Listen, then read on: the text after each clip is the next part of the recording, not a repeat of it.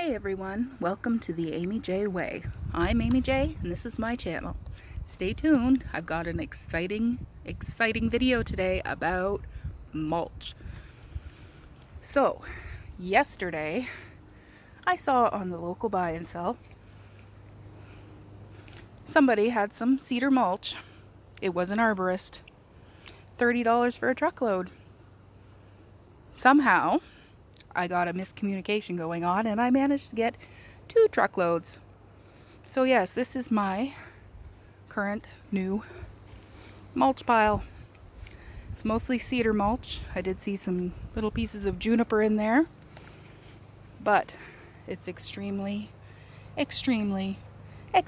large. Now I've been doing a little bit of research on mulches in general and cedar mulch in particular. And this mulch is obviously very new mulch. It's still got the green cedar leaves in it. It's a very inconsistent. See, there's the cedar.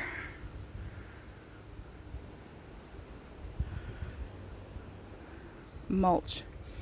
It's a very inconsistent size. So we've got big pieces, we've got little itty bitty pieces, we've got long pieces, and we've got short pieces. We've got branch pieces and trunk pieces and leaf pieces. It's going to take a long while for this to break down. So I've got some big plans for this mulch. I've already got my husband to load me up about 10 wheelbarrows full, maybe more, of the mulch. That's where this big hole on the side of the pile came, which is not a really big hole at all. Put 4 inches of mulch back in behind our garage. Yeah, and we still have this much left. So I'm thinking it's a possibility I may create a back to Eden style garden beside our bunkhouse. So I'm just gonna take you on a little tour here back to behind the garage to show you what happened. There's all my leaves I just cut out, the zucchini. Got my hose going back here. Kiddie pond for when my nieces and nephews visit. Toys. Mulch. Lots and lots of mulch. So this is our little area, privacy area back here. So we, when we first moved in, this whole entire area was all raspberry canes. So I have created all of this from scratch. So these were trees that were dead at the top. So I cut them down high enough we could put a birdhouse at the top. And we've had a little wren nesting in there the last couple of years. We've got lots of baby wrens around here this year. So, yeah, so I made a trellis style thing out of it, and it's got a pretty little honeysuckle growing up it. And then this year I bought a I've got tomatoes on the brain because I'm so excited about all my tomatoes. I bought a strawberry planter, hung it here near the pond that I built this year. So I've put goldfish in the pond. The turtle, he unfortunately is no longer there with us. But yeah, I've put hostas around and a couple other little plants. There's a fern in there. I've put in some irises there. A primrose at the back. Just kind of something to complement it. If I step back here, you can see I've planted some Perovskia Russian sage out front here, along with some salvia, white salvia, all the way around. And then I got this little piece of cement out of the ground back here randomly. So what I've done is I've created a little hole underneath it for toads or whatnot to shelter under. And then I've planted a rose here that I got off the sale rack at the local garden center. So you might see the really brilliantly red berries back here. Those are, it looks like they're on fire from where I see it. Those are Jack in the Pulpit berries. And they are super beautiful in the fall. I have some peonies. I have some phlox, kind of over around the corner of the garage there. I have more hostas. I have just a whole conglomeration of more shade plants back here. And it's nearing the end of the season, so they're kind of looking a little worse for wear. So I have some ligularia there. I have a autumn moon maple, Japanese maple, ferns, astilbe, goat's beard, primrose, blue-eyed grasses, hellebore. There's a couple of foxgloves in here, anemones. There's an ornamental elderberry back there. That's the one that's right back in there, if you can see. It's the ornamental one, so it's dark colored and it does not really produce berries that are real edible. Yeah, there's quite a number of plants back here that I've been collecting through the years. And then I planted a bunch of cedars as a hedging measure. We've got up high, we've got a very tall shrub, I guess you'd call it. It's got a ton of berries on it. Usually the cedar waxwings clean us out, but we haven't seen any this year.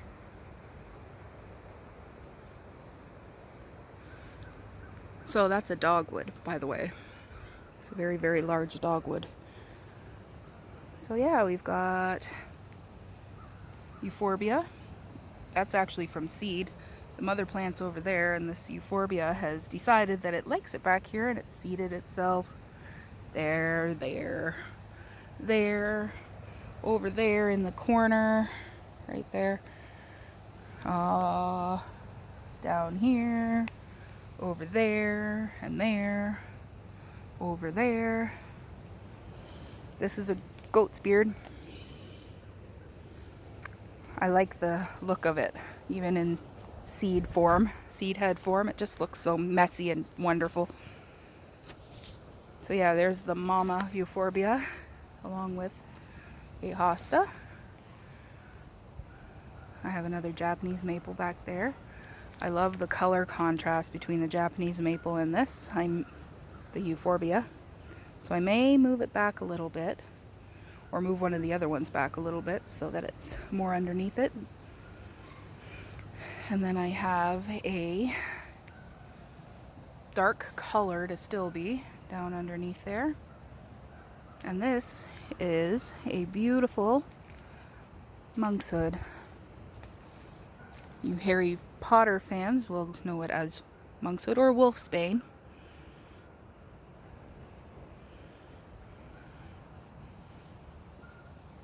And this one is known as the variety Cloudy, so it's a bicolor. It's purple and white when it comes into flower. I'll probably have to move it out of this area because it's getting tall, but it's kind of straggly and the clump's kind of not really doing so great. So, yeah. Have some wintergreen down here that's doing fabulous. I just bought it this year and it's blooming and making some berries. And then I've got my cedars. I planted them all along the back of the property. And I planted in front of them on our side. I've planted all of these spare hostas. And if you can believe it, all of these hostas came from one very, very prolific plant that I divided last year. And they've all grown up this much already. It's crazy. So, as I was saying, we're putting mulch out here. Obviously, we had mulch here already, but it started to break down already. I say already, it's been a couple years now since we put it down. But we're putting a heavy layer, like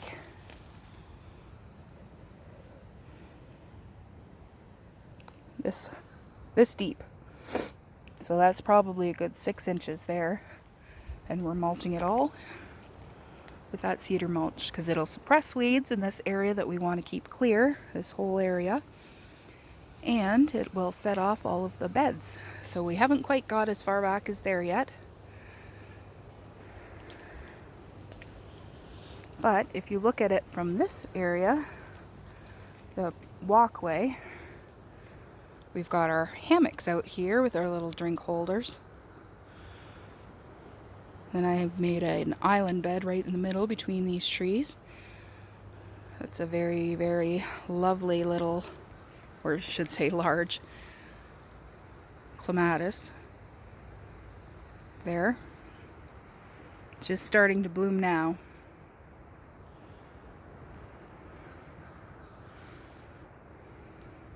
And then this is my hellebore bed.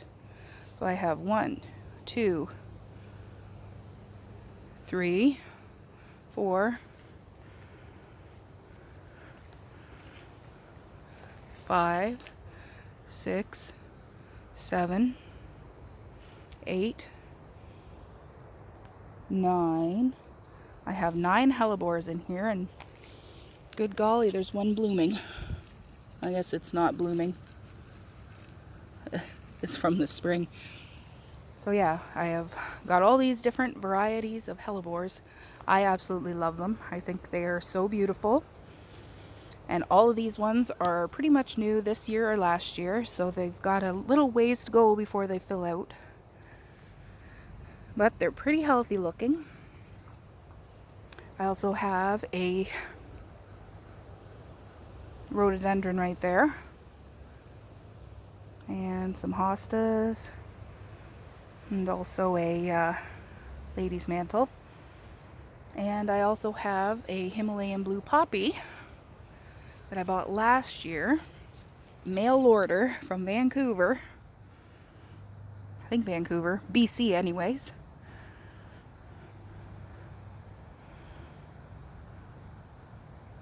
And it's holding its own. It's not really gotten any bigger, but it hasn't died either, so that makes me happy. I got a really big problem here with the slugs. As you can see from my hostas, they don't bother the big blue-leafed ones as much, but they're still eating them up. This one here too. This time of year, the foliage on all of the hostas look absolutely awful. So, slugs. This time of year, it is great if you try to get rid of as many slugs as you can, because they will overwinter as adults, and in the spring they will lay all kinds of eggs, and then you will have a huge slug problem. So what I would recommend is get a piece of plastic, a piece of plywood, something like that. Lay it flat on the ground in an area where you have slug damage, and every evening go out, lift it up, and get rid of all of the slugs underneath it. You can give it a little water underneath there when you've gotten rid of them all. That'll kind of attract them because they like moist areas. Yeah, and keep doing that for as long as it takes until you don't see any more slugs. few nights, maybe a week, and then move your board or your piece of plastic to another area. And keep doing that all around your garden, wherever you see slug damage, and it will greatly reduce your slug problem next year. So that is that for slugs. So my next plant here is not a eucalyptus. It looks like one, but it's actually a honeysuckle. This is called Kinsley's Ghost Honeysuckle, and as you can see, it looks a lot like a eucalyptus, only it'll grow as a perennial in my Zone 6 garden. It has yellow flowers in the spring, early summer, and yeah, it's super pretty. This one is just new last year, and I didn't know where to put it. I got 2 of them because they only had 2 left and they were on sale, and I'm a girl who's got an eye for a sale. So it was buy one, get one free. So I ended up with 2, and this one was less healthy than the other one. So I planted the other one where I wanted it, beside my deck.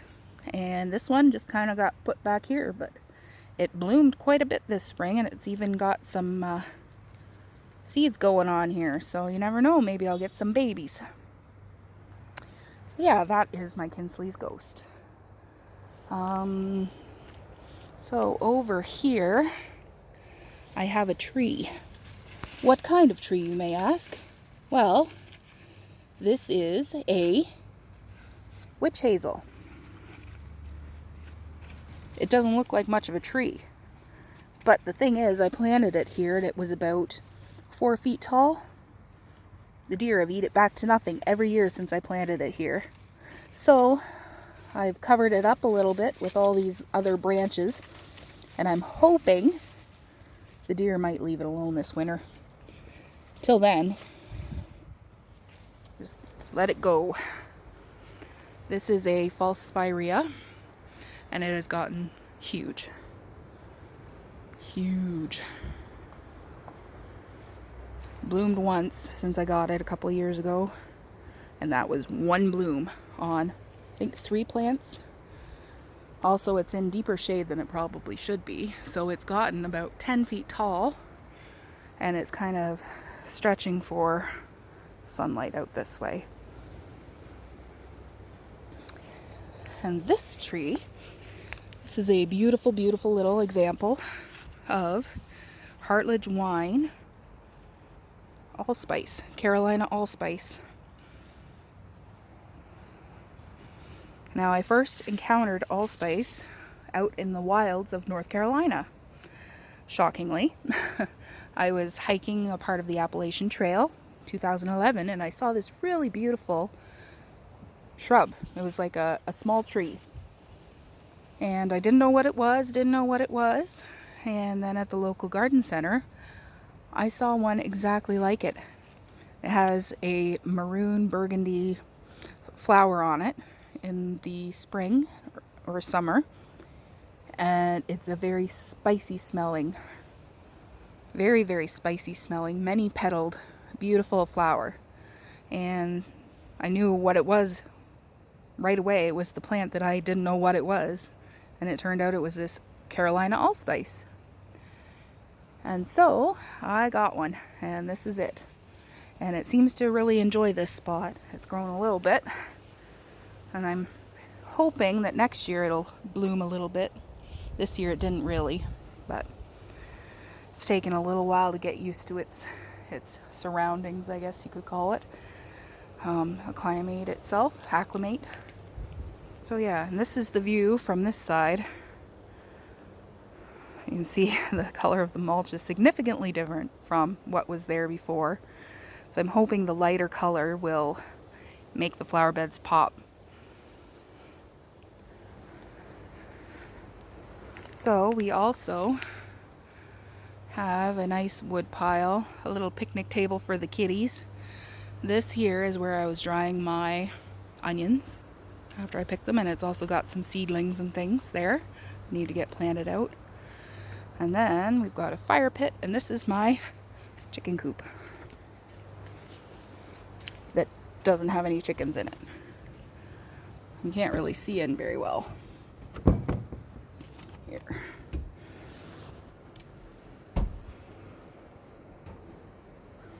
It did have chickens in it until it didn't. I had chickens for 2 summers and then I got rid of them. And here we are. This is the chicken run that is now a compost heap. Back to the start. So, just a quick little tour of the garden. That's my house. It's red. And this is the bunkie. The previous owner called it the funky bunkie because it's lime, purple. It's got a red roof on it. It's just very funky looking. That's my chicken coop. So what I am thinking I'm going to do is in behind here, or beside here, it's just kind of a messy area of branches and things. So I'm thinking mulch that we don't use elsewhere can all go back here, and in a couple of years it'll be nice rich soil that I can plant things in. So this is the other border. It needs a little bit of work, but these are hellebores. They grew from seed.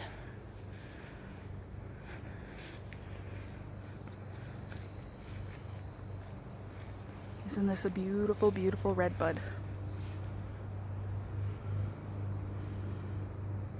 Very pretty. That's an echinacea. And here we are. I got this from my mom's house after she passed away. Isn't that cute? So here we are back at the other side of the garden. You can see the funky bunkie.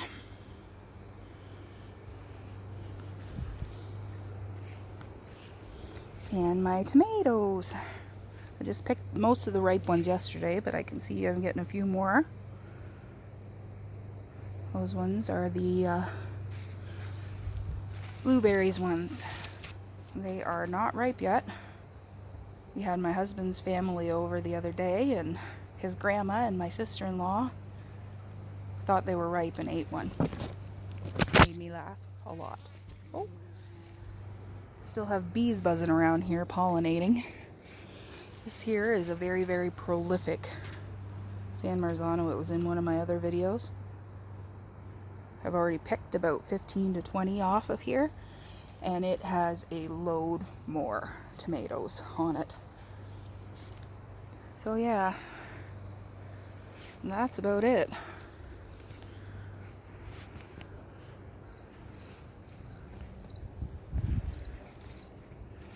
So that's a beautiful little sedum from my mom's. And this is Amy J signing off. Have a great day. Bye-bye.